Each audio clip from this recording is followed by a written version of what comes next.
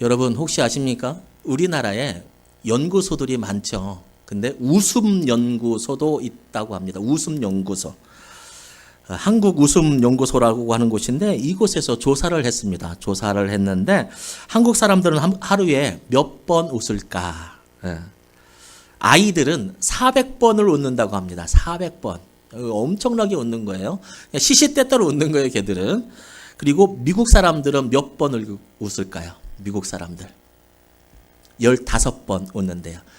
아메리칸 미국 사람들. 그러면 우리나라 사람들은 몇 번 정도 웃을까요? 우리나라 사람들. 에?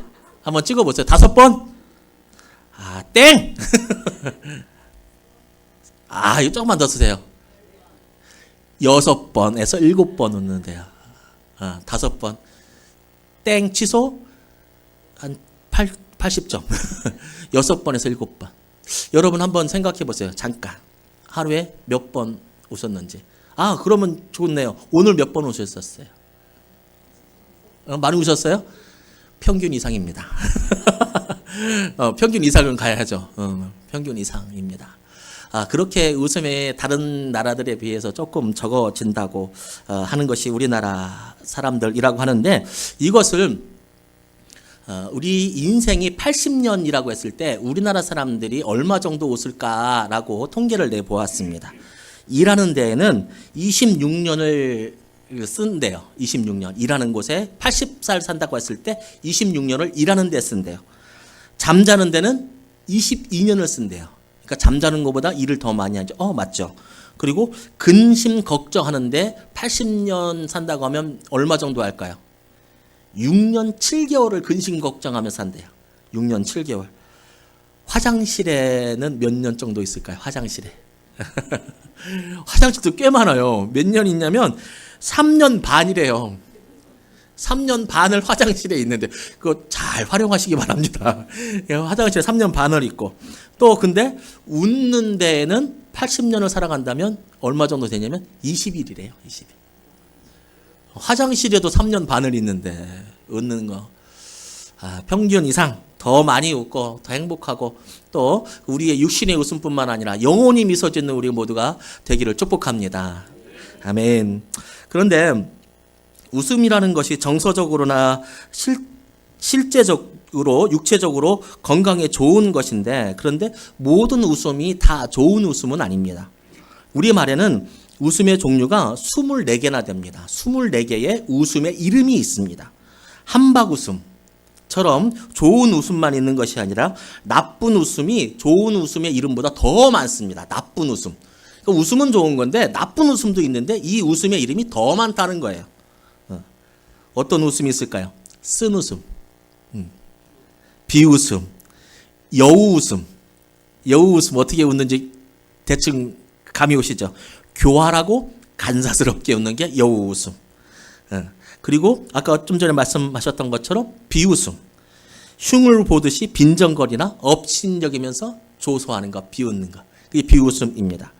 억지 웃음도 이상하고 여우 웃음도 보기 싫지만 제일 기분 나쁜 것은 역시 비웃음이죠. 비웃음.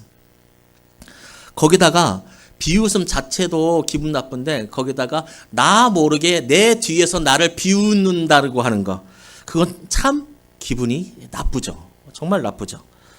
나를 뒤에서 욕하면서 비웃는 걸 정말 기분이 나쁜데 그게 하필이면 또 나한테 걸렸어. 안 걸리게 비웃어야 되는데 걸려 자꾸. 참 기분 나쁘죠. 그렇게 되면 관계가 어떻게 됩니까, 여러분? 100이면 100 틀어집니다. 그 비웃음을 듣고서 그래, 내가 하나님의 사랑으로 사랑해야지 라고 하는 사람 흔하지 않습니다. 이겨내는 사람은 있어요.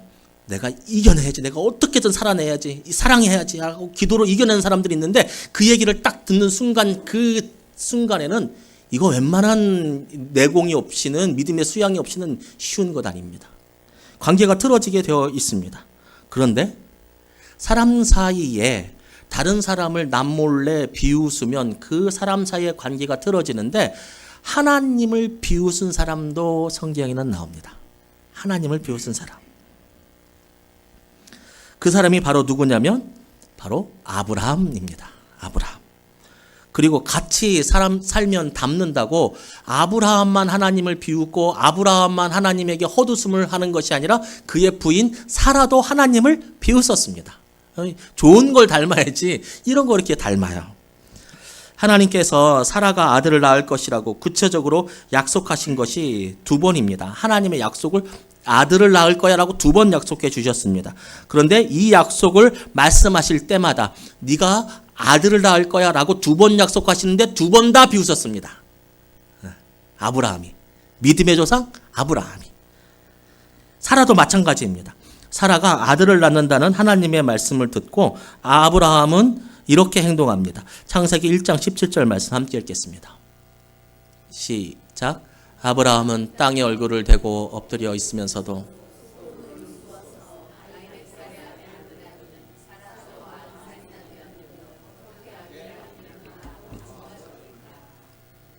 아멘. 사라는 더합니다. 사라는 내년에 아들을 낳게 될 것이다 라고 하는 하나님의 말씀을 천막 안에서 그 말씀을 엿들었습니다. 엿듣고는 이렇게 반응합니다. 사라가 속으로 웃고 이르되 내가 노쇠하였고 내 주인도 늙었으니 내게 무슨 즐거움이 있으리요. 내게 무슨 즐거움이 있으리요. 속으로 웃고. 부부는 일심동체라고 이럴 때는 참 마음이 잘 맞는 것 같습니다. 그런데 이 부부가 이상한 사람들이어서 이렇게 반응한 것이 아닙니다. 둘 다 늙어서 아이를 가질 수 없는 현실에 처했기 때문에 이 사람들, 이 부부는 웃은 것입니다. 이 현실 속에서 현실적으로 아브라함은 아이 갖기를 포기한 것입니다. 안 된다는 겁니다. 그래서 사라를 통해 아들을 주겠다는 하나님의 말씀에 비웃은 것이죠. 그래서 이렇게 하나님께 말합니다. 첩에게 낳은 이스마엘이나 하나님께 복 받으면서 잘 살기를 나는 바랍니다 라고 하나님께 말합니다. 비웃은 다음에 나는 더 이상 아기를 못 낳지 말이 돼 하면서 하나님 이스마엘이나 잘 살게 해주세요. 이 이스마엘은 다른 첩에게서 낳은 아들이거든요. 지금은 말이 안 되지만 그 당시에는 그런 풍토가 있었죠. 이 부부가 믿음이 없어서 못 나서 그런 것이 아니라 현 상황에서는 이 부부가 인간의 상황에서는 맞는 것입니다. 못 낳습니다. 남편이 99세고 부인이 88세입니다. 89세입니다. 이게 낳겠습니까? 못 낳는 것입니다. 그런데 여러분, 이 사람들이 못 본 게 있습니다. 자신들의 나이도 잘 판단했고요. 자신들의 주변에 있는 상황도 잘 판단했어요. 그래서 이것저것 잘 판단해보고 내 건강도 판단해보고 사회적인 것을 보니까 아기를 못 낳았어요. 이성적으로 지성적으로 잘 판단했어요. 그런데 이 사람들이 판단하지 못한 것이 하나 있는데 그것은 무엇이냐면 하나님에 대해서 판단은 못했어요. 똑똑하고 지적으로 많이 알고 나에 대해서도 알고 다른 환경에 대해서도 알고 인간에 대해서도 알고 잘 판단해요. 여러분 그렇게 잘 판단해야 합니다. 그것이 우리 하나님께서 주신 지성입니다. 뜨거운 거 만지면 어떻습니까? 뜨겁습니다. 주님 안 뜨겁게 해주십시오. 이걸 만지는 것은 어리석은 일입니다. 하나님 시험하는 것입니다. 자기에게 주어진 상황과 이런 것들을 지성적으로 잘 판단하는 거 정말 반드시 필요합니다. 그런데 우리 그리스도인들은 거기서 멈추면 안 됩니다. 거기서 멈추면 50점도 아니고 빵점입니다. 그리스도인들은 어디까지 판단해야 됩니까? 과연 이곳에 하나님의 역사가 있다면까지 판단해야 합니다. 우리에게는 지식만 있는 것이 아닙니다. 우리 옆에 하나님이 항상 함께 계심을 우리는 믿어야 합니다. 사람이 모든 것을 포기할 수 없어 포기할 때에도 하나님은 하실 수 있다라고 하는 비전을 가지고 있어야 합니다. 저는 기도할 때 아무리 심한 암이고 아무리 심한 병이라도 저는 될 것으로 믿고 기도합니다. 하나님이 함께 하시면 될 것이라고 믿고 무조건 다 낫는다는 말씀이 아닙니다. 하나님이 그 사람을 만지면 그 사람이 일어날 수 있다라고 저는 믿고 기도합니다. 인간적 마음으로는 의사가 준비하라고 했으니까 준비해야지. 하나님 잘 준비되고 잘 가게 해주세요. 저는 이렇게 기도하지 않습니다. 한 번도 기도하지 않습니다. 하나님 기적을 보여달라고. 하나님이 만지시면 낫는다고. 하나님 앞에서는 감기나 암이나 똑같다고. 사람에게서나 감기가나 암이나 다르지 하나님은 똑같으니까 하나님이 만지면 된다고. 아브라함, 사라 다 포기했습니다. 안 된다고 했습니다. 그래서 그냥 이스마엘이나 복 달라고 합니다. 사람이 안 되면 하나님도 안 되는 줄 안 것입니다. 다시 한번요. 사람이 안 되면 하나님도 안 되는 줄 안 것입니다. 이것은 무슨 의미입니까? 사람보다 하나님을 조금 더 능력 있는 존재로 생각한 것입니다. 아무리 그래도 이건 하나님은 못하지. 여러분, 하나님은 전지전능입니다. 이 말이 얼마나 대단한 말씀인지 아세요? 전지혜요. 모든 것을 다 아세요. 그리고 모든 것을 다 행하시는 분이라고 하는 거예요. 행할 수 있다라고 하는 분이시라는 거예요. 그분이 나를 만지면 나는 살 수 있고 이 상황은 변할 수 있다라고 하는. 그래서 그리스도인들은 수요일 기도의 시간에도 나눴지만 돈을 가지고 건강을 가지고 낭망하고 물질적인 것이 실망하는 일이 생겨서 가슴이 팍 무너지더라도 넘어지지 않고 쓰러지지 않는 것은 뭐냐면 그 근간에는 전지전능한 하나님이 있기 때문에 일어날 수 있습니다. 우리의 힘의 근원은 어디에 있습니까? 하나님이. 하나님은 인간이 포기할 때, 아니 포기할 수밖에 없을 상황에서 아브라함과 사라처럼 가능성이 1도 없을 상황일 때 하나님은 그때에 역사하십니다. 내가 다 포기하고 안 된다, 도저히 될 수가 없다, 역전이 안 된다라고 포기할 때 하나님은 일을 하시고 하나님은 역전하십니다. 그래서 사람들은 흔히 말하죠. 역전의 명수 하나님이라고 말합니다. 내가 할 수 있습니다. 가능합니다. 나는 할 수 있습니다. 라고 호언장담할 때가 아니라 아브라함과 사라가 다 포기할 때 하나님께서 역사하신 것처럼 나의 한계를 고백할 때 그때에 하나님은 역사하십니다. 하나님은 사람이 포기하고 무릎 꿇고 하늘을 바라볼 때 그때 하나님은 역사하십니다. 역전의 명수죠. 사람들이 안 된다고 할 때 하나님은 된다라고 말씀하십니다. 그래서 여러분, 내가 못한다고 하나님도 못하겠다고 생각하지 마시고 아브라함처럼 사라처럼 하나님의 능력을 폄하하셔서 비웃지 마시고, 여러분 여기서 하나님 비웃는 사람 많이 없을 겁니다. 근데요, 비웃는 행위적 비웃음이 있습니다. 그 행위적 비웃음이 뭔지 아십니까? 끝났다라고 생각하는 것입니다. 내 인생은 내가 기도했던 이것들은 다 끝났다. 이게 비웃음입니다. 끝났다는 겁니다. 아닙니다. 우리에게는 늘 비전이 있습니다. 우리에게는 늘 앞날이 있습니다. 그 앞날에 하나님이 함께 하시면 우리는 영원히 미소 지을 수 있게 되는 것입니다. 지금은 작고 지금은 어떻게 이것이 될까? 여러분, 그것은 하나님이 개입하지 않으셨을 때의 모습이고, 그때 그 일에 그 자금에 하나님이 일이 개입을 하면 하나님께서 만지시면 그것은 새롭게 태어나는 일이 되심을 여러분 믿으시기 바랍니다. 그거 안 믿으면 비웃는 것입니다. 그거 안 믿으면 비웃는 거예요. 그거 안 믿고 실망하고 낙심하고 그렇게 살면 비웃는 거예요. 아까 걱정 금심하는데 3년 6개월이나 걸렸다고 했죠. 그리스도인들은 몇 년 걸릴까요? 더 적어야죠. 훨씬 적어야죠. 걱정할 수 있죠. 근심할 수 있죠. 그렇지만 결국에는 뭐예요? 근심하는 시간을 내려놓고 하나님께 맡기고 나아가야죠. 그게 그리스도인이죠. 그게 믿음이죠.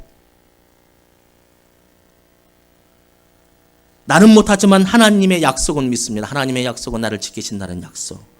라고 하면서 하나님의 안으로 들어가야 됩니다. 그게 복된 삶입니다.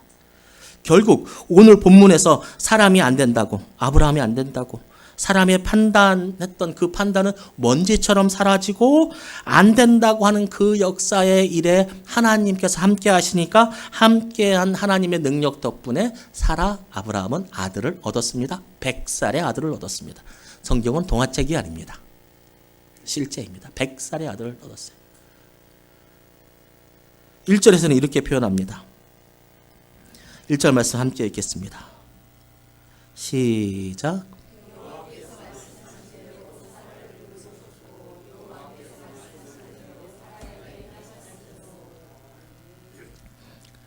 하나님께서 사라를 돌보셨다고 말씀합니다. 사라가 하나님께 한 행동은 어떻습니까? 사라는 하나님께 어떻게 행동했습니까? 하나님은 사라에게 약속을 지키셨습니다. 사라는 하나님께 어떻게 행동했습니까? 하나님을 비웃었습니다. 하나님을 비웃었습니다. 그게 되겠냐고. 속으로 욕했습니다. 어떻게 내가 아들을 낳느냐고. 나도 하는 거를 하나님은 왜 모르시냐고. 내가 봐도 끝난 거 아니냐고. 아니 누가 봐도 끝난 거 아니냐고. 근데 아들을 준다고? 근데 비전이 있다고? 근데 된다고? 하여 참. 이렇게 사라는 하나님을 비웃었습니다. 하나님이 사라가 마음으로 비웃는 건 하나님이 모르실 리가 없습니다. 그래서 사라한테 말합니다. 사라야, 왜 비웃냐? 왜 비웃냐? 이루어질 거라고. 내가 너에게 아들을 줄 거라고. 비웃지 말라고. 그렇게 말씀하십니다. 그랬더니 사라가 얼마나 놀랐을까요? 여러분 다른 사람 욕하다 걸려보신 적 있어요, 없어요? 솔직하게. 다른 사람 욕하다 걸리면 놀랄까요, 안 놀랄까요? 미안하기도 하고 안 걸렸어야 되는데 사라는 딱 걸렸어요. 하나님 그게 돼요? 아이고 하다가 사라야 왜 비웃냐? 사라는 딱 걸렸어요. 여러분 그때 뭐라고 해야 돼요? 사라는 여러분 같으면 뭐라고 할 것 같아요?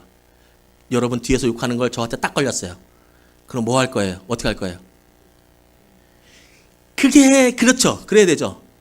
사라는 보통 사람은 아닙니다. 뭘 했는지 아십니까? 나 안 했는데요?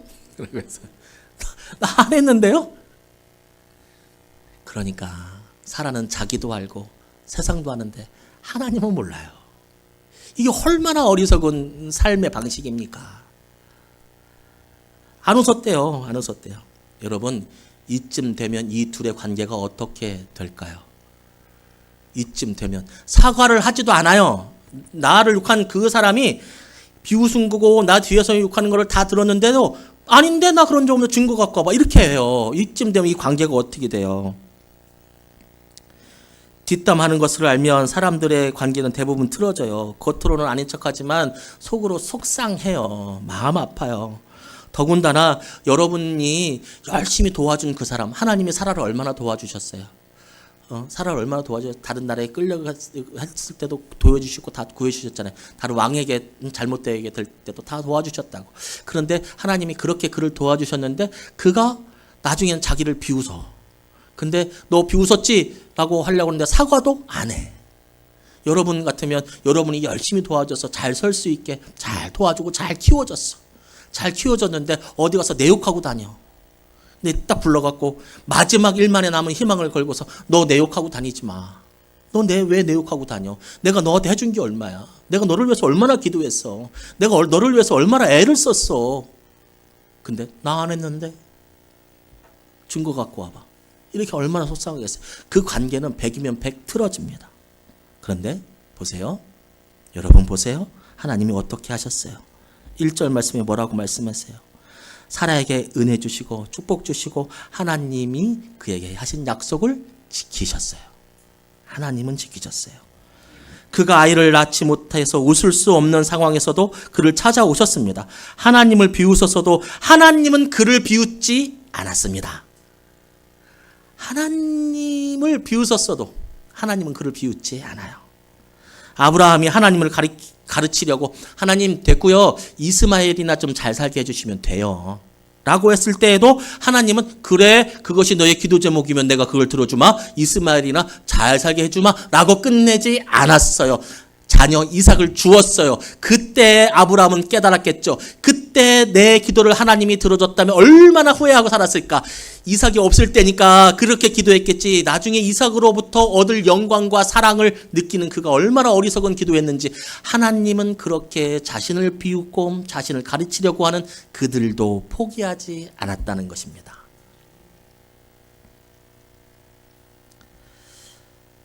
말씀 버리고 배은망덕하고 배신하고 뒷담화해도 하나님은 우리를 버리지 않는데, 그렇게 버리지 않는 인간의 관계가 대표적으로 하나를 뽑으라면 부모 자식 간의 관계가 그렇습니다. 자식들이 우리 엄마 나쁘다고, 우리 엄마 나쁘다는 소리를 내가 얼마나 많이 듣고 살았는지요. 제가 뭐만 하면 아빠 나빠래, 뭐만 하면 아빠 나빠래. 자식과 부모 관계는 엄마가 자녀가 나쁘다고 해도 그래도 어느 정도 유지가 돼요.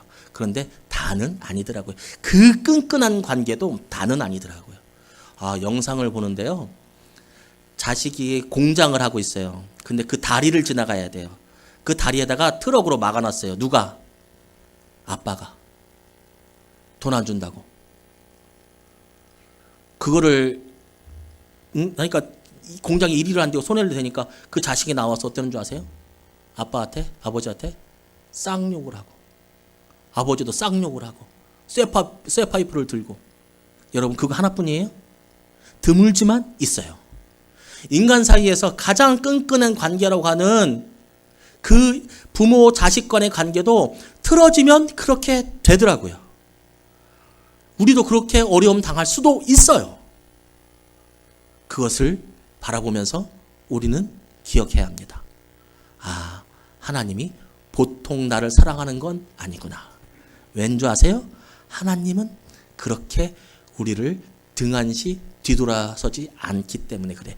아브라함에게도 네가 나를 비웃었어? 그래 알았어. 딱 뒤돌아서고서 네 어떻게 사는지 보자. 이렇게 하지 않으셨다는 겁니다. 이렇게 하지 않으셨다는 겁니다. 하나님 그렇게 안 하세요. 우리가 하나님을 놓고 하나님을 무시하고 하나님 잊고 살아도 하나님은 우리를 놓지 않습니다. 천에 하나 만에 하나 부모가 자식을 잊고 부모가 버릇없는 자녀를 나 몰라 할지라도 하나님은 우리를 안 버려요. 제 말이 아니에요. 여인이 어찌 그 젖먹는 자식을 잊겠으며 자기 태에서 난 아들을 궁일이 여기지 않겠느냐. 그들은 혹시 잊을지라도 나는 너를 잊지 아니할 것이라. 내가 너를 손바닥에 새겼고 너의 성벽이 항상 내 앞에 있다라고 하나님은 말씀을 통해서 우리에게 약속해 주십니다. 하나님은 아브라함 안 버릴 생각이 없어요. 사라는 하나님을 비웃어도 하나님은 사라를 잊지 않고 돌보십니다. 하나님은 그렇게 지극히 하나님을 사랑하십니다. 그래서 사라의 비웃음을 하나님께서는 아들을 낳게 해주셔서 한박 웃음으로 바꾸어 주셨습니다. 그래서 동네 잔치, 자, 내 이야기를 듣는 사람 모두 나와서 함께 웃자라고 바꾸어 주셨습니다. 사라는 비웃었어도 여러분, 우리도 마찬가지입니다. 우리에게 소망이 있는 것은 무엇입니까? 우리가 하나님 안 비웃어서요? 우리가 하나님 안 떠나서요? 우리가 죄를 안 지어서 우리에게 소망이 있습니까? 아니요. 하나님이 우리가 떠날 수 없게 붙잡아 주시고, 우리가 떠날 수 없게 복내려 주시고, 우리가 떠날 수 없게 날마다 비전 주셔서 어려운 그곳에서, 자식이 없는 그곳에서, 다 안 된다고 하는 그곳에서도 피어나는 새싹, 믿음의 새싹 주셔서 하나님이 우리에게 한박 웃음 주실 것입니다. 우린 그것을 바라보아야 합니다. 이것이 바로 영혼이 미소 짓는 것입니다. 영혼이 미소 짓는 것은 내가 미소 지어야지, 내가 하나님께 잘해서 복 받아야지가 아니라, 영혼이 미소 짓는 것은 하나님이 나와 함께하기 때문에 우리의 영혼이 미소 짓는 것이, 아니 미소 지을 수밖에 없는 것이 되는 것. 하나님의 능력입니다. 하나님 우리를 떠나지 않습니다.